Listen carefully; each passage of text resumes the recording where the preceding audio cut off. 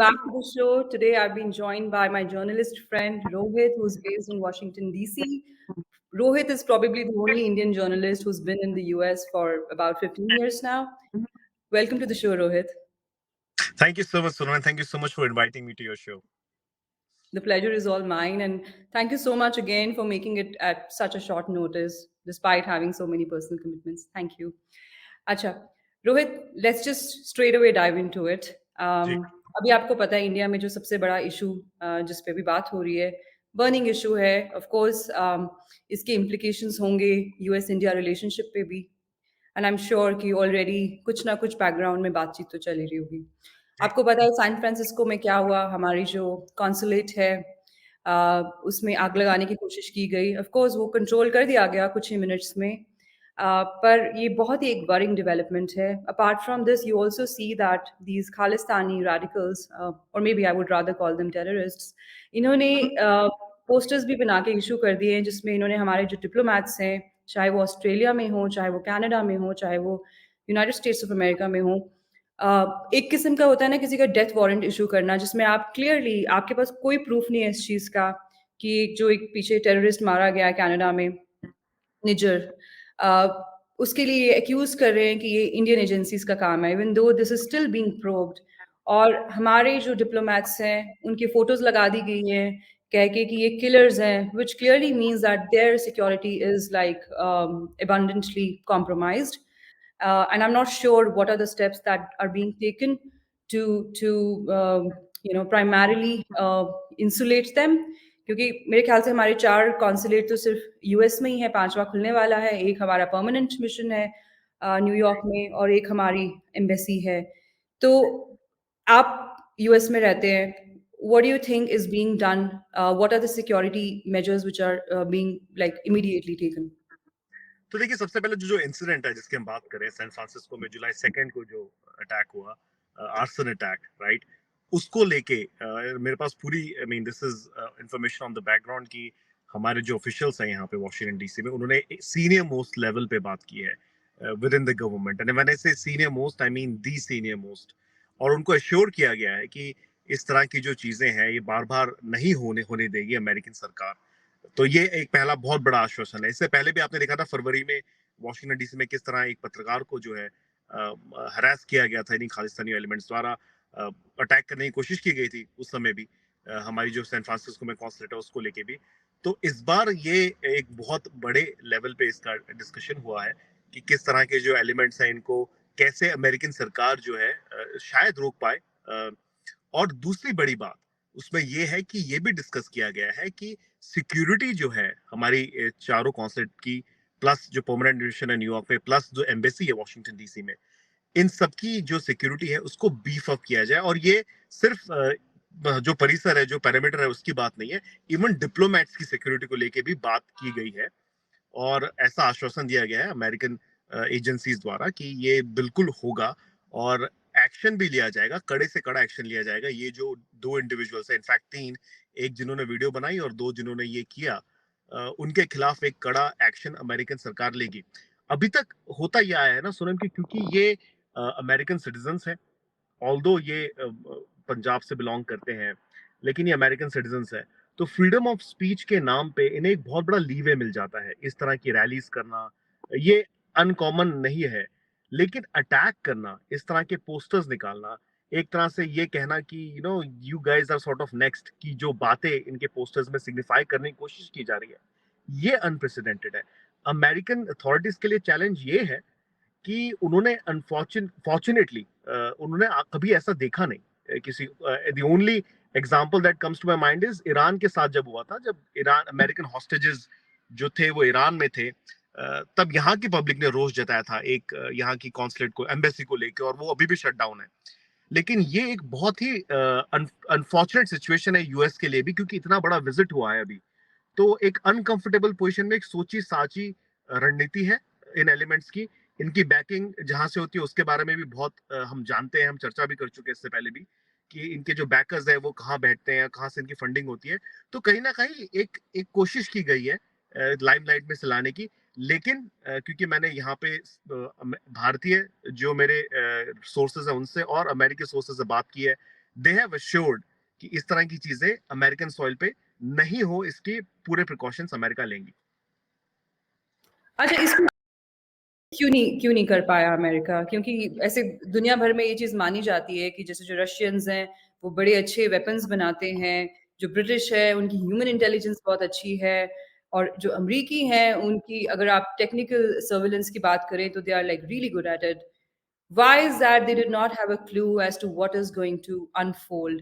और अगर आप ये थोड़ा-सा ब्रीफली हमें बता देंगे कि एग्ज़ैक्टली कैसे स्टार्ट हुआ, क्या हुआ और इमीडिएटली क्या स्टेप्स लिए गए to like basically extinguish the fire? देखिए तो ये बात सही है कि इनकी इंटेलिजेंस जो है, I mean obviously they try to do their best, पर कोई इंडिविजुअल ड्राइव पास भी कर सकता है कॉन्सुलेट जनरल से, राइट? तो रात को 1 बजे, mean you mean America is pretty open, आप व्हाइट हाउस के सामने से भी जा सकते हैं रात को 2 बजे, nobody is gonna stop you, right? तो unless and until you commit a crime, usually इस तरह की चीजें, they I mean they catch it at the right time, I should say, they prevent it. और वही हुआ, व्हेन जब ये दो इंडिविजुअल्स ये एक कार से उतरे, इन्होंने कार से उतरने के बाद एक फ्यूल जो है, जिसे हमें बताया गया है कि हाईली इन्फ्लेमेबल फ्यूल था, उस फ्यूल को इन्होंने स्प्रे किया एंट्रेंस पे। उसके बाद एक ग्राफिती में लिखा गई काफी चीजें और तुरंत उसको लिट कर दिया। करीबन मुझे लगता है 90 सेकंड से भी लेस, जो मेरे पास इंफॉर्मेशन है उसमें कहा है 90 सेकंड से लेस टाइम में ये पूरा जो प्रक्रिया है इन्होंने की, उसे अंजाम दिया। और एक जो इंडिविजुअल था वो उसे शूट कर रहा था। जैसे ही आग लगी, यहाँ पे अलार्म सिस्टम्स होते हैं, फायर ब्रिगेड यहाँ पे आई। करीबन 7 से 8 मिनट, 10 मिनट के अंदर अंदर उन्होंने जो है एक्सटिंग्विश कर दी फायर, सिचुएशन कंट्रोल में ले ली। और ये जो मुझे मैं कहूंगा अटैकर्स थे, ये वहां से भाग गए। अब देखिए, इसमें इंटरेस्टिंग बात ये है कि ये इतनी बड़ी चीज हुई, लेकिन खुद इन्होंने, क्योंकि उसके बारे में कोई चर्चा नहीं हुई, कोई न्यूज में कुछ नहीं आया, इन्होंने खुद ने उस बारे में ट्वीट किया। और जब उसके बाद भी नेट ट्रैक्शन नहीं मिला, तो एक लोकल न्यूज स्टेशन है दिया टीवी, इन्होंने खुद ने उनको अप्रोच किया, कहा कि देखिए देखिए हमने ये किया है। और जब ये दिया टीवी ने अपलोड किया ट्विटर पे वीडियो, देन जो ये सारी चीजें चल रही थी in public domain, on the background पीछे जैसे ये चीजें हुई, हमारी एजेंसीज इन्वॉल्व हुई, उन्होंने गवर्नमेंट से बात की, और not only federal government, federal, state and city तक। तो ये सारी चीजें हुई, और बात वही है, देखिए सोनम, इंपॉर्टेंट चीज ये है कि अमेरिका भली भांति जानता है इन चीजों को, इन एलिमेंट्स को जानता है, और इसलिए ये आश्वासन दिया गया है कि अगली बार इस तरह की चीजें और ये सारी चीजों का अंजाम नहीं देगा अमेरिका। बट साथ ही साथ कितनी ज्यादा उसमें हम इम्प्रूवमेंट देखते हैं क्या? जैसे पहले भी हुआ था, थोड़े दिन पहले अमेरिका ने एक अटैक फॉइल किया था, because they had information, FBI had information कि समबडी वाज प्लानिंग समथिंग। क्या हम उस तरह की चीजें अब देखेंगे? मुझे लगता है शायद उस तरह की चीजें होगी। साथ ही साथ एक जो इनका हमेशा एक फ्रीडम ऑफ स्पीच का ये एक झंडा लेके जो इस तरह की हरकतें करते थे, या रैलीज इनको इजाजत दी जाती थी करने की, उस पे काफी स्क्रूटनी होगी। उस पे देखा जाएगा कि कौन से लोग इन्वॉल्व थे, उनका बैकग्राउंड क्या है, क्या वो इस तरह के वायलेंट प्रोटेस्ट कर चुके हैं, पहले अटैक कर चुके हैं। तो आई थिंक इन्होंने कहीं ना कहीं जो है अपना एक जो बैनर था, अब उसके ऊपर प्रश्न चिन्ह लगा दिया है। अच्छा, ये काम है मेरे ख्याल से सिक्स फॉर जस्टिस का, ये उन्होंने रिस्पॉन्सिबिलिटी ली है, which is a designated group India.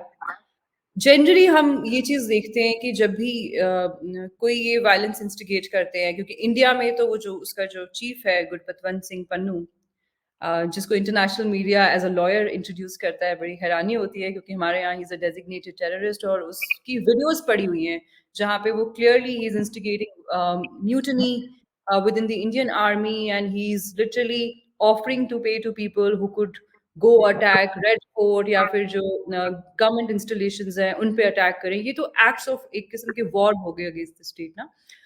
ये भी एक चीज़ रोहित अनप्रेसिडेंटेड है कि जनरली ये लोग तहासुर या इंप्रेशन ये देने की कोशिश करते हैं कि ये तो हम तो नाम देते हैं अपने टेररिज्म को बेसिकली सिख एक्टिविज्म का, जबकि ये मॉडरेट सिक्स के भी पीछे जाते हैं, ये हिंदू इंडिविजुअल्स के अगेंस्ट भी हेट क्राइम्स कमिट करते हैं। यूएस में भी हमने पीछे देखा था, एक there was a Hindu citizen जो किसी कॉफी शॉप में या पता नहीं किसी रेस्टोरेंट में थे, and there was this Khalistani who just started like abusing him and all that. Generally ये ना बड़े ढके-छुपे अंदाज़ में करते हैं। इंडिया में ओपनली वायलेंस इंस्टिगेट करते हैं, बट जब ग्लोबली बात होती है तो ये कहते हैं हम तो जी सिख एक्टिविज़्म कर रहे हैं, हम तो कम्युनिटी एक्टिविस्ट्स हैं, हम तो कम्युनिटी रिप्रेजेंटेटिव्स हैं, ये सब टर्म्स ये यूज़ करते हैं। ऐसा क्या हुआ कि अब ये लोग जो है बिल्कुल नहीं डर रहे हैं, और जैसे आपने खुद बताया कि इन्होंने खुद एक टीवी चैनल को रीच आउट करके कहा कि हमने ये काम किया है। Why are they not scared of the law? I do understand, there is this problem in the West because there are politicians who, I mean, end of the day, they are politicians, right? They do not mind organized support in terms of votes, and there is a lot of Sikh diaspora in these countries, and ये लोग एक organized manner में vote करते हैं. तो I understand बहुत सारे politicians Canada में ले, US में positions नहीं लेते, UK में भी. और ये लोग इसको ऐसे प्रेजेंट भी नहीं करते कि कोई हमारी आर्म्ड मिलिटेंट मूवमेंट है which is centred around religion. ये चीज तो बड़ी अनप्रेसिडेंटेड है कि आप वायलेंस कर रहे हैं, आप एन एक्ट ऑफ आर्सन कर रहे हैं, and then you are going to the media and telling them, have these people started to feel that they are above the law and they are not going to face any consequences? I think ये इनकी mistake है। मुझे personally ये लगता है कि अभी तक देखिए फ्रीडम ऑफ स्पीच के नाम पे इनकी जो रैलीज होती रही है, हमने भी काफी कवर की है, राइट। हम देखते थे कि दे वुड ब्रिंग अबाउट जो भी कुछ चैलेंजेस रहे हैं एटीज में, स्पेशली विद सिख्स। तो एक सॉफ्ट कॉर्नर जो मैं डायस्पोरा के लिए कहूंगा, एक सॉफ्ट कॉर्नर हर डायस्पोरा मेंबर के लिए है, क्योंकि जिस तरह की चीजें एटीज में हुई थी, शायद वो बिल्कुल मैं मानता हूँ वो ह्यूमन राइट्स वायलेशन थे। Riots is never good, riots are never pretty, और वो उनको बिल्कुल जस्टिफाई नहीं कर सकते आप। लेकिन कहीं ना कहीं इनके जो एक्शंस पिछले, और मैं I am gonna say this, पिछले 5-4 सालों में जो बड़े हैं, आई थिंक वो डेस्परेशन है। क्योंकि देखिए इनकी फंडिंग जहां से होती है, जो एलिमेंट्स, जो फॉरेन एजेंसीज हैं जो इनकी फंडिंग करती है वेस्ट में, इट्स प्रीटी वेल एस्टेब्लिश्ड। कहीं ना कहीं ये कोशिश की जा रही है ग्लोबल स्टेज पे कि देखिए इंडिया जो है वो ह्यूमन राइट्स वायलेटर है, इंडिया जो है वो हर वहाँ पे माइनॉरिटीज की वैल्यूज नहीं है, उनकी कोई उनका कोई फ्यूचर नहीं है, उनका फ्रीडम नहीं है, राइट। तो ये इसे प्रोपोगेट करते करते, उस नैरेटिव को बिल्ड करते करते, देव कम टू अ पॉइंट कि अब अमेरिका ने भारतीय प्रधानमंत्री को बुला के एक स्टेट विजिट दी है। तो ये पिछले इतने सालों की जो इनकी मेहनत है वो शायद कामयाब नहीं रही इनके हिसाब से, इनके मुताबिक। तो ये डेस्परेशन है कि let's do something bigger, let's make more out of it. और एक सॉफ्ट कॉर्नर इनके लिए अभी भी मुझे लगता है वेस्टर्न मीडिया में है, एक तबका जो है वो अभी भी, because of what happened in the 80s। तो मुझे लगता है कि उसको शायद अपनी शील्ड बना के they wanted to do this, कि कोई बड़ा इंसिडेंट क्रिएट कर दे and then will bring this to front fore. और हमारे पास बहुत सारे यहाँ पे ऑर्गेनाइजेशंस हैं यूएस में जो एंटी इंडिया है। देखिए आप ह्यूमन राइट्स की बात कर सकते हैं, आप किसी गवर्नमेंट को क्रिटिसाइज जरूर कर सकते हैं, but consistently anti India stand लेना और बार बार उन्हीं ऑर्गेनाइजेशन का सामने आना एक प्रश्न चिन्ह लगाता है। और ये उन्हीं लोगों से एसोसिएटेड है जो एक एंटी इंडिया स्टैंड लेते हैं। मैं एक एग्जांपल दूंगा, जब भारतीय प्रधानमंत्री के पहले यहाँ पे ऑपोजिशन के लीडर श्री राहुल गांधी आए थे, इन्होंने उनके साथ भी उसी तरह की चीजें की। इन्होंने वही फ्लैग्स लेके गए, उन्हें हैकल करने की कोशिश की, वहां पे लोगों को हरास करने की कोशिश की। सो इनका इनका जो स्टैंड है वो एंटी इंडिया है, और without reasoning at this point in time, क्योंकि जो हुआ था वो बहुत साल पहले हुआ था। बट क्योंकि ऐसी फोर्सेस अमेरिका में मौजूद है जो नहीं चाहती कि भारत के रिश्ते अमेरिका से अच्छे रहे या वेस्ट से अच्छे रहे, और एक क्वेश्चन मार्क उन पे लगा रहे, तो ये इस तरह के चीजें प्रोपोगेट करते रहे हैं। और जब आप मिस्टर पन्नू जी की बात कर रहे थे, I mean he is an American citizen, obviously introduces himself as a lawyer, but उनकी जो एक्टिविटीज हैं, मुझे जहां तक मेरी जानकारी है, इट्स वेल विद इन, हर किसी को पता है वो क्या कर रहे हैं। And it's only about time, अगर उनके ये जो थोड़े बहुत जो Khalistani so called activist, I don't think there activist, मैं तो टेररिस्ट ही कहता हूँ उन्हें ट्विटर पे भी, अगर दे आर नॉट रेन इन, अभी अगर उन्होंने कंट्रोल नहीं, लगाम नहीं लगाई, तो he could be very well in trouble with the western authorities. Acha, Rohit, what do you think are the implications of this for the broader security landscape vis-a-vis West? मतलब ये सिर्फ हमारे लिए तो अब खतरा नहीं रह गया ना. It started as if it was just a threat to India, and that's what I think इनके जो supporters थे या फिर जो इनको पेट्रोनाइज कर रहे थे, जिनकी पेट्रनेज इनको हासिल थी, शायद उन लोगों को ऐसा लग रहा था कि जैसे जगमीत सिंह हो गए, ट्रूडू हो गए, इनके ऊपर बार-बार ये इल्ज़ाम लगते हैं कि they are very soft on these people, क्योंकि इनको लग रहा है कि ये तो एक इंडिया सेंट्रिक प्रॉब्लम बन के रह जाएगा और हमारे लिए तो इसके कोई कॉन्सिक्वेंसेस नहीं है। अब ऐसा लग रहा है कि चीज़ें जो हैं वो खराब होती जा रही हैं। What are the challenges for the West, immediate challenges for the West in this? तो देखिए आई थिंक बहुत बहुत बड़ा चैलेंज हो सकता है, राइट? अगर ऐसे ऐसे एक्सट्रीमिस्ट लोग स्पेशली व्हेन दे हैव इस तरह के वो पोस्टर्स निकालते हैं अगेंस्ट इंडियन डिप्लोमेट्स और एक रैली के नाम पे लोगों को कहीं ना कहीं मोटिवेट करने की कोशिश कर रहे हैं to carry out attacks against Indian missions या कॉन्सुलेट्स या डिप्लोमेट्स। तो ये बहुत अनप्रेसिडेंटेड चैलेंज हो जाएगा अमेरिकी सरकार के लिए। हम पहले भी देख चुके हैं कि अगर आपको याद हो, आई थिंक 2012 या 13 में, मुझे ईयर याद नहीं है, हमारी एक यहाँ पे न्यूयॉर्क में एक डिप्लोमेट थी जिनके अगेंस्ट में कुछ एलिगेशंस लगे थे और that derailed Indo US relationship. तो अमेरिका के ऊपर बहुत बड़ा सवाल बन सकता है कि क्या आप डिप्लोमेट्स को सुरक्षा दे सकते हैं या नहीं दे सकते, राइट? सबसे इंपॉर्टेंट चीज है। और ये काम एक आई मीन डिप्लोमेटिकली आप इसको अगर सोचे तो ये basic diplomacy one on one है कि जब आपकी कोई यहाँ पे कॉन्सुलेट खुलती है, एम्बेसी खुलती है, मिशन खुलता है, सो होस्ट कंट्री के ऊपर निर्भर करता है कि वो आपको सिक्योरिटी दे। हम इंडिया में देखते हैं किस तरह से जो यूएस की जो कॉन्सुलेट्स हैं, एम्बेसी है, उनकी सिक्योरिटी कितनी ज्यादा है बिकॉज ऑफ द थ्रेट्स। तो मुझे लगता है कि अमेरिका को ये बहुत सोच समझ के they have to take step. मैं अमेरिका का नाम इसलिए ले रहा हूँ क्योंकि मैं यहाँ रहता हूँ। मैं फर्दर बोलूंगा कनाडा को भी। देखिए कनाडा के लिए ज्यादा बड़ा चैलेंज है, वहां पे जो खालिस्तानी एलिमेंट्स हैं वो बहुत ज्यादा तादाद में है। और हमने देखा कि उन्होंने फिल्म निकाली थी जिसमें इंदिरा गांधी के शूटर्स को ग्लोरीफाई किया गया था, एक पुतला बनाया गया था इंदिरा गांधी जी का।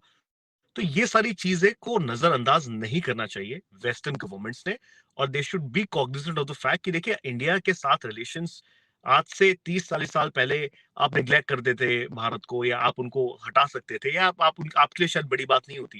लेकिन जो आज का इंडिया है, जिस तरह का रिलेशंस आज के इंडिया में है ग्लोबली, आज शंघाई कोऑपरेशन का जो एससीओ की मीटिंग हुई न्यू दिल्ली में, it was watched everywhere in the US, right? कि प्रधानमंत्री मोदी जी क्या कहेंगे, किस तरह की चीजें उसमें डिस्कस होगी। तो आप इसे इग्नोर नहीं कर सकते और ये बहुत बड़ा चैलेंज बन सकता है यूएस के लिए गोइंग फॉरवर्ड। तो again, with outmost respect for the agencies in the US, मुझे पूरा यकीन है कि ये they would not want to get into that, इस तरह की कोई सिचुएशन में वो नहीं आना चाहेंगे। और अगर इस तरह की कोई चीज होती है तो मैं ये भी कह सकता हूँ कि ये बहुत बड़ा सिर्फ इंडिया के लिए नहीं, देन इसे रिपीट किया जा सकता है, right? There are elements that oppose the government in UK जो यहाँ रहते हैं, the government in France, the government in Italy. तो आप सबको क्या पेश करेंगे, क्या दिखाएंगे कि आप डिप्लोमेट्स की सुरक्षा प्रदान नहीं कर सकते?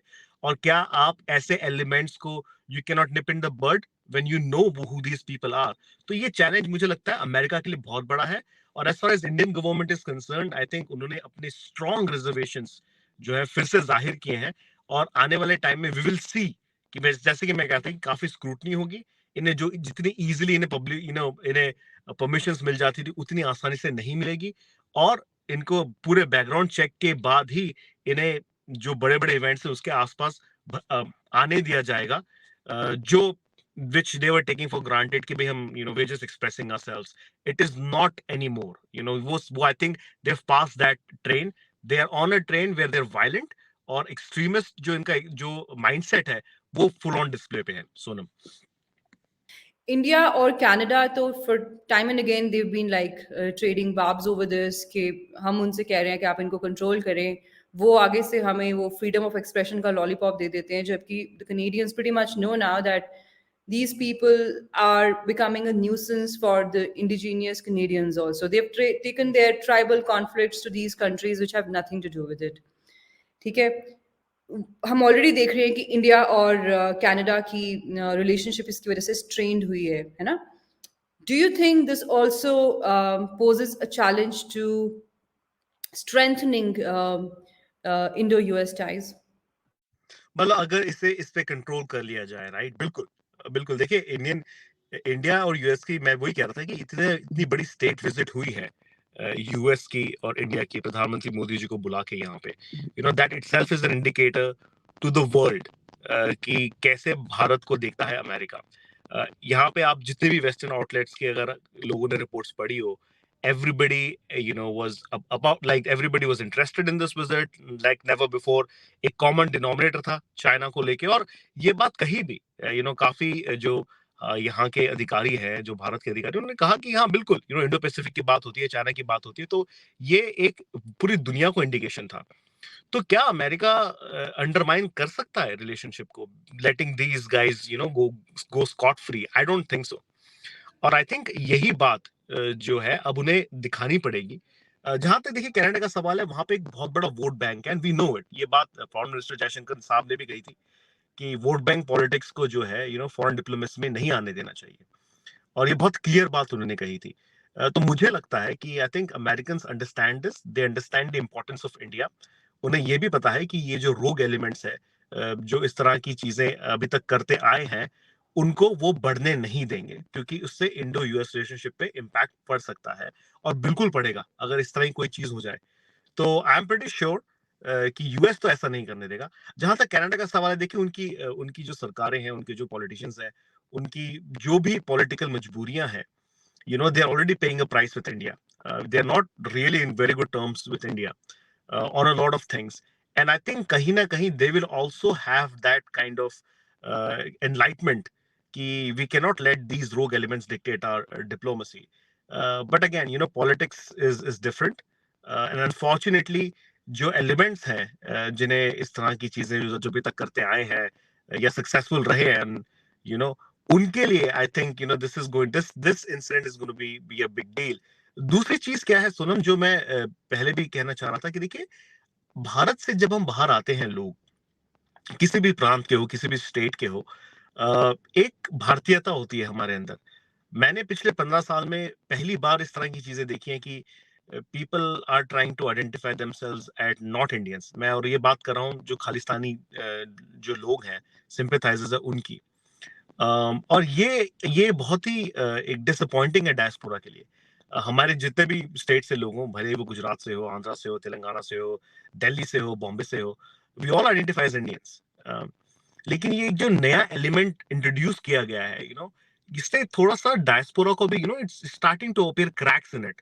क्योंकि हम सब समझते हैं कि देखिए जो इमेज हमारे सामने है, एंड मैं बहुत ही एक बेसिक बात कहूंगा कि whenever we see somebody from Punjab, बहुत रिस्पेक्ट आती है, because they serve in the army, they defended the country.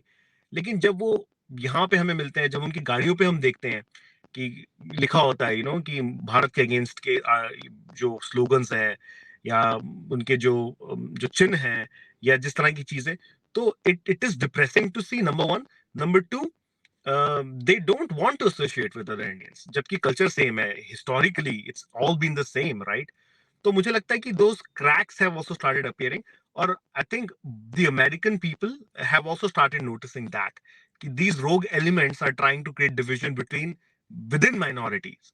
तो कहीं ना कहीं मुझे लगता है कि ये अब ऐसा समय आ गया है कि अमेरिका और American authorities plus the Indian government will make sure कि अब ये आउट ऑफ हैंड ना जाए। I think it's their loss जो इस तरह से कर रहे हैं, because the Indians primarily जो अमेरिका में हैं या फिर कहीं पे भी वेस्ट में हैं, they're making their mark, and they are increasingly getting recognized for that. The contributions are being recognized, they are being acknowledged.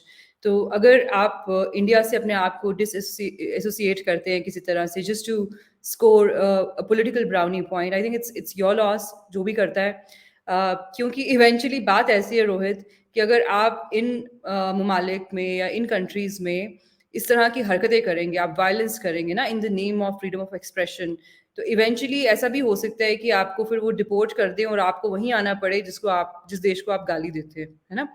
और इसके इम्प्लीकेशंस इंडिया में भी होंगे ना, आपकी प्रॉपर्टीज़ है वो अटैच हो सकती हैं, बहुत इसके रेपरकशंस आपके लिए हो सकते हैं। और लाइक आई सेड, जो इंडियंस बाहर रहते हैं वो काफ़ी एक रिस्पेक्ट से उनको देखा जाता है। इवन अमेरिका में ये बात बार बार की जाती है कि बहुत कॉन्ट्रीब्यूशंस हैं इंडियन अमेरिकन्स की, whether you talk about running the hotel industry, you talk about their contributions in the fields of science and technology, space, so many things they're doing, right? तो आई थिंक इस तरह के लोग जो कोशिश कर रहे हैं फिशर्स क्रिएट करने की with in the Indian diaspora, I think they are going to be the ultimate losers. On that note, Rohit, I think I would want to conclude it क्योंकि थोड़ा सा disturbance भी आ रहा है. I wanted to talk to you about Hindu phobia in the West, but I think we will just do it another day. अगर आपके कोई closing remarks हो, कोई ऐसी चीज़ जो आपको लगे कि आपने मिस कर दी है, आप प्लीज़ वो कहें. और अगर if you want to share your social media handles or something so that people can follow you for real time information and updates in the US, please feel free to do that. Yeah, I mean, I would love to talk about, we'll probably get together again on Hinduphobia, which is a rising topic in the US. काफी लोगों को शायद भारत में ऐसा लगता होगा कि ये क्या है, but it is very real. अगले महीने, मतलब अगले महीने सॉरी, इस महीने जुलाई में दो बड़े इवेंट्स हो रहे हैं. एक कैपिटल हिल पे होने वाला है जुलाई 11th को, जहाँ पे कांग्रेस के जो लोग हैं उन्हें बताया जाएगा about Hinduphobia, which is very very very prevalent. तो कास्ट से रिलेटेड भी बातें हैं. But as you said, we can probably do another one because of where I am right now, जिस तरह की condition है. But I think as far as, to the people who are probably watching this, and I know you have a lot of audience. So if you want to follow me, please do follow me. My Twitter handle is DC Wala Desi. बहुत simple है, DC Wala Desi. Twitter पे please follow कीजिएगा. I try to do a lot of diaspora news, और मैं यहाँ पे जो भी Washington DC में हलचल होती है, I try to post that. But again, again, thank you so much, Sonu, for doing this. Thank you so much for actually giving me a platform to speak my mind freely. Television पे usually होता है कि हमें we get less than 90 seconds to say what we want to say. So this is really nice. I know you started this channel with a lot of hard work. So wishing you all the luck and hope to, contribute to your channel more. Thank you, Rohit. आपका बहुत role है मुझे encourage करने में. I remember you've been like encouraging me for a while to start this, and it's friends like you who kind of keep me going, and it's friends like you who are always there to render all sort of support. Thank you again for today. Like I said, फिर से बात करेंगे, बड़ी जल्दी करेंगे, 2-3 दिन में एक सेशन हम इस पे भी करेंगे जो राइजिंग हिंदूफोबिया है. So ठीक है, आज के लिए conclude करते हैं. I wish you a good day ahead. And let's meet again very, very soon. All right. Okay, so viewers, that's all for today in this particular session. And like I always say, do not forget to like, share this video, and to subscribe to my channel. Bye for now.